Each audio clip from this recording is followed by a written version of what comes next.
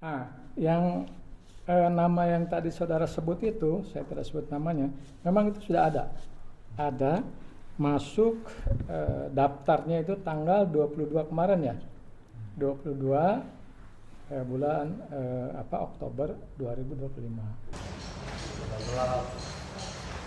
Oh, lagi bintang lampu boleh kabur. Oh, maaf bang. Aman bang.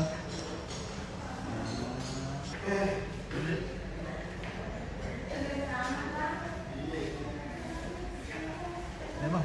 Siap.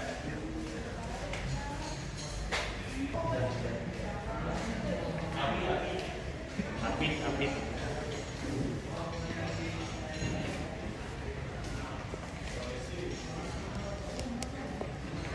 Begini ya, sebelum saya menjawab, saya jelaskan dulu supaya saudara-saudara paham bahwa tentang informasi di pengadilan itu ada aturannya. Jadi pertanyaan mana yang mesti kami jawab dan pertanyaan mana yang tidak harus kami jawab. Jadi mengenai standar pelayanan informasi publik itu di pengadilan diatur oleh namanya SK, Surat Keputusan KMA, Ketua Mahkamah Agung. Itu nomor 2 ya, strip 144 KMA SK 8 Romawi 2022, yaitu tentang standar pelayanan informasi publik di pengadilan.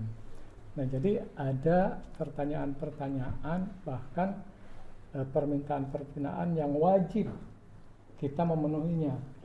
Di antaranya misalnya ya, informasi tentang register. Saudara boleh tanya, boleh saudara selidiki register. Nah, kemudian tentang juga data statistik perkara.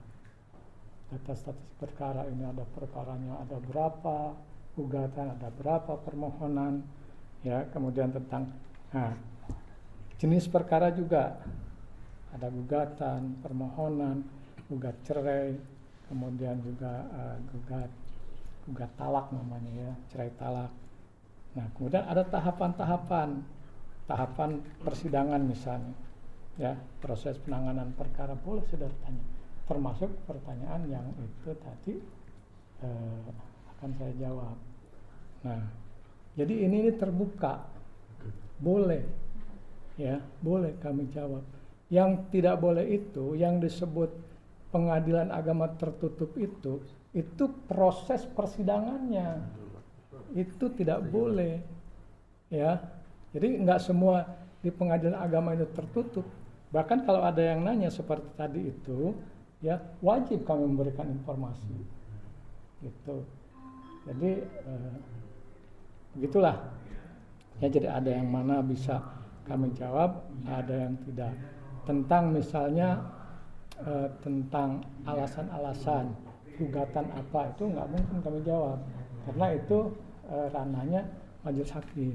Tapi yang lain-lain bisa kami jawab. Begitu ya. Baik, Pak. Terima kasih. Oke, terkait informasi itu Pak, gimana Pak? Informasi apa? Jawab, tanya yang tadi apa? Yang tadi pertanyaan.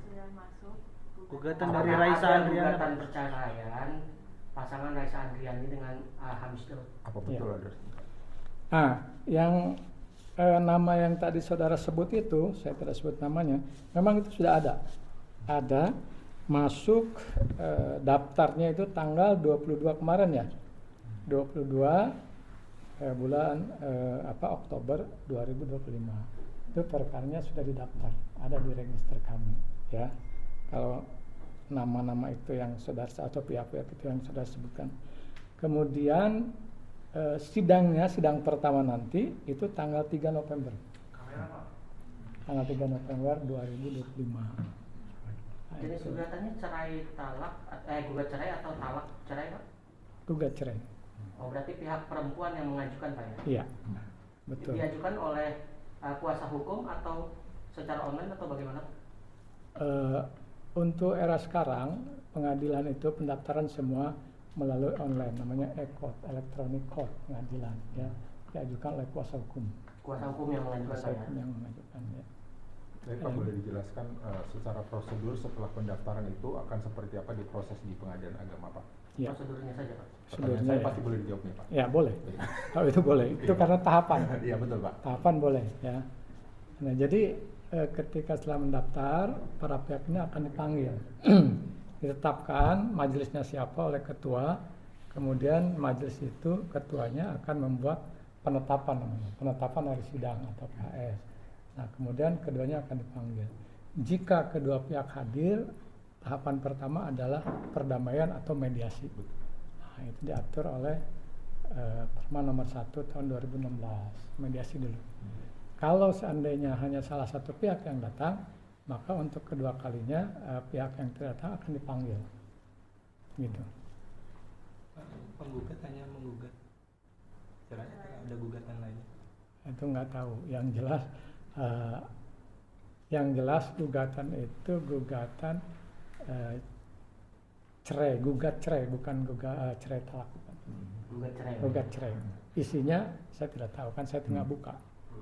Nah, gitu. Nah, termasuk salah satunya juga diputuskan secara perstek. Secara perstek itu bisa terjadi kalau apa Pak? Boleh dijelaskan Pak? Oh ya, jadi perstek itu ya apabila si tergugat tidak datang biasanya 2 kali. Ya, sebenarnya bisa 1 kali, itu diatur oleh hukum acara namanya HIR pasal 125 1 kali. Tapi pasal 126-nya dapat dipanggil sekali lagi. Jadi kalau 2 kali tergugat tidak datang, biasanya itu langsung pembuktian. Penggugat dan tergugat sendiri masih berada dalam alamat yang sama. Nah, itu yang jelas begini. Jadi gugatan perceraian, baik itu gugat cerai maupun cerai talak, itu diajukan di tempat istri tinggal, domisili. Jadi pengadilan agama yang mewilayahi tempat domisili istri. Nah gitu. Istri di mana tinggal yang saudara tanyakan ini kita tidak kasih tahu. Ya bisa jadi salah orang kan, bisa jadi aja salah. Ya, salah artinya digugat di tempat suami, gitu. Karena memang ada. Ya, yang seperti itu, misalnya istri tiba-tiba kabur tanpa izin suami, itu bisa digugat tempat suami. Oke, terima kasih Pak. Terima kasih banyak Cukup. Pak. Baik, terima kasih.